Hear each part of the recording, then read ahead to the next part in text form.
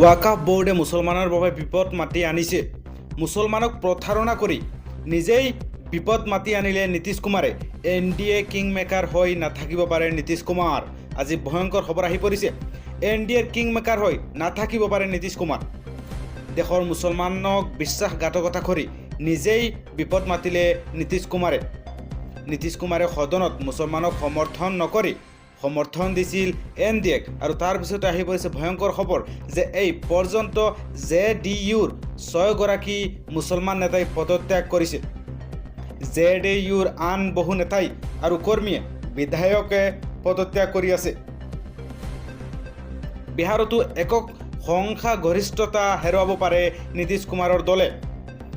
সময় বাগৰাৰ লগে লগে ভয়ংকৰ বিপদত নীতিশ কুমাৰ আৰু JDU।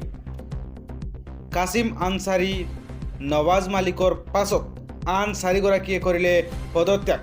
বিহাৰত 48খন আসনৰ পৰা হ্ৰাস পালে JDUৰ আসনৰ সংখ্যা। ওয়াকফ সংশোধনী বিলৰ বাবে নীতিশৰ লগ এৰিছে এজনৰ পিছত আন এজন বিধায়কে। নীতিশ কুমাৰৰ সৈতে থকা পুনৰ 7 মুছলিম বিধায়কে যিকোনো মুহূৰ্ততে এৰিব পাৰে JDU। ওয়াকফ সংশোধনী আইন গৃহীত হোৱাৰ পিছতেই JDU দলৰ ফাট। নীতিশ কুমাৰৰ স্থিতিক লৈ অসন্তুষ্টি প্ৰকাশ খোদ বিধায়ক আৰু সাংসদৰ। JDU এৰা 2 বিধায়কে নীতিশ কুমাৰৰ বিৰুদ্ধে আনিলে গুৰুতৰ অভিযোগ। একত্ৰিত হৈছে JDUত থকা সকলো মুছলমান বিধায়ক। নীতিশ কুমাৰে মুছলমানৰ নীতিক আঘাত কৰিছে বুলি অসন্তুষ্টি প্ৰকাশ কৰি আছে। নীতিশ কুমাৰক সংঘ এৰি যিকোনো মুহূৰ্ততে পদত্যাগ কৰিব পাৰে অধিকাংশ বিধায়কে। মুছলমানৰ দুৱালৈ মুছলমানক প্ৰতাৰণা কৰাৰ অভিযোগ JDU দলৰ নেতাকৰ্মীৰ। নীতিশ কুমাৰক বিশ্বাসঘাতক আইসা দলৰেই একাংশ জ্যেষ্ঠ নেতা। নীতিশ কুমাৰে মুছলমানক ক্ষমা নুখুজিলে JDU দল ভাঙিব দিয়াৰ হুংকাৰ দলৰ বিধায়কৰ। নীতিশ কুমাৰৰ শেহতীয়া স্থিতিক লৈ গৰজি উঠিছে JDU দলৰ 12 গৰাকীকৈ সাংসদেও। বিজেপিৰ হেঁচাত অনিচ্ছা সত্ত্বেও এই আইন মানি লোৱা বুলি আহিছে চৰ্চালৈ। যদিহে পুনৰ ভাংগুণ সৃষ্টি হয় কিং মেকাৰ হৈ নাথাকিব নীতিশ কুমাৰ। NDAৰ কিং মেকাৰ হৈ নাথাকিব পাৰে নীতিশ কুমাৰ। দেশৰ মুছলমানক বিশ্বাসঘাতকতা কৰি নিজৰে বিপদ মাতি আনিলে নীতিশ কুমাৰে। নীতিশ কুমাৰে সদনত মুছলমানক সমৰ্থন নকৰি সমৰ্থন দিছিল NDAক। আজিৰ পৰৱৰ্তী খবৰটো হৈছে ওয়াকফ সংশোধনী বিধেয়কৰ বিৰুদ্ধে সৰ্বোচ্চ ন্যায়ালয়ৰ দ্বাৰস্থ ওৱেইচি। বিজেপিক চেলেঞ্জ কৰিলে আছাদুদ্দিন ওৱেইচিয়ে।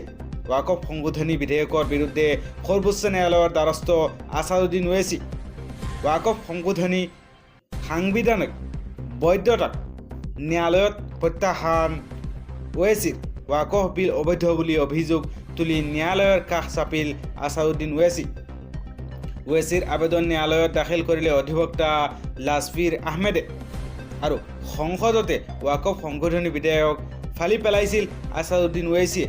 কিন্তু বিধেয়কখনে সংবিধানৰ 14 নম্বৰ অনুচ্ছেদ উলংঘা কৰাৰ অভিযোগ ওৱেইচিৰ। ওয়াকফ বোৰ্ডৰ মুছলমানৰ অধিকাৰ নাইকিয়া কৰিব বুলিও অভিযোগ আছাদুদ্দিন ওৱেইচিৰ। ওয়াকফ সংশোধনী বিধেয়কৰ বিৰুদ্ধে কংগ্ৰেছেও আবেদন দাখিল কৰিছিল উচ্চতম ন্যায়ালয়ত।